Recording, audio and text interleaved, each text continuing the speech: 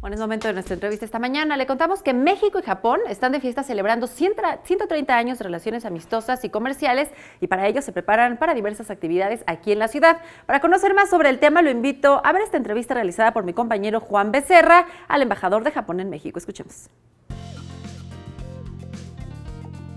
Excelentísimo señor Takase, embajador del Estado de Japón en México. Muchas gracias por aceptar la invitación de Capital 21.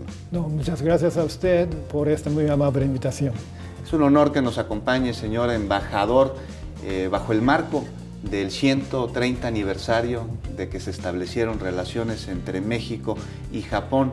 Embajador, ¿cuáles son los principales acuerdos de cooperación que existen entre nuestros países? Pues por supuesto, bueno, para iniciar nuestras relaciones oficiales, digo, este tratado de amistad, comercio y navegación era muy importante para nosotros, para Japón. Fue el primer tratado de términos de igualdad con un país occidental, era muy importante para nosotros. También después tuvimos este tratado o acuerdo de asociación económica, cual estrechó aún más nuestras relaciones económicas y pues hay varias más. Señor embajador, ¿cómo ve usted el futuro entre las relaciones comerciales, políticas, de cooperación entre Japón y México? ¿Vendrán más empresas a poner aquí sus sedes y darle trabajo a más empleados mexicanos? Y también ¿podremos nosotros, los mexicanos, seguir exportando cada vez más productos hacia Japón? Pues, por ejemplo, como he dicho, pues, a través de este acuerdo de asociación económica entre los dos países, el comercio, también inversión, ha incrementado mucho. De hecho, el año pasado ya contamos cerca de 1.200 empresas japonesas aquí en México. Pero, bueno, olvidé de mencionar antes, pero ya hemos firmado este acuerdo de asociación Transpacífico, TPP.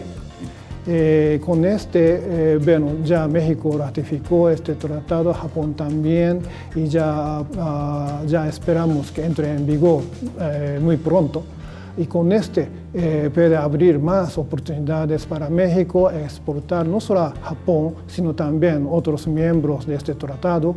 Y también con este tratado puede atraer más inversiones desde Japón y otros países también.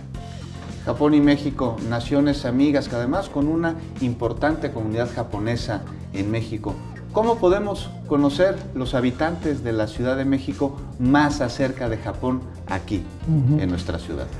Sí, una cosa es que, como usted ha mencionado, tenemos una comunidad de Nikkei, que se llama los inmigrantes y sus descendientes japoneses.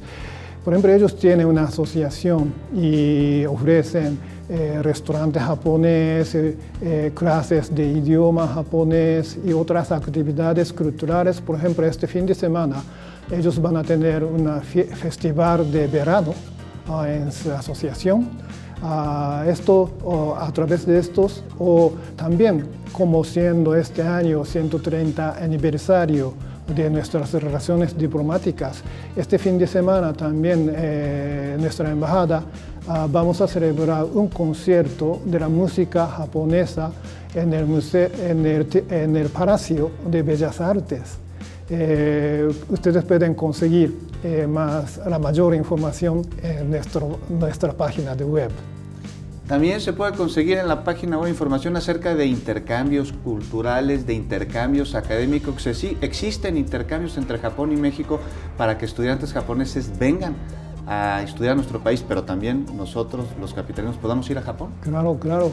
Hay varias becas del gobierno, becas de nuestra agencia de cooperación internacional, y estos sí pueden obtener información en nuestras páginas web. Y también ahora ya existe más de 200 convenios entre las universidades japonesas y mexicanas, y hay muchos intercambios estudiantiles y intercambios académicos.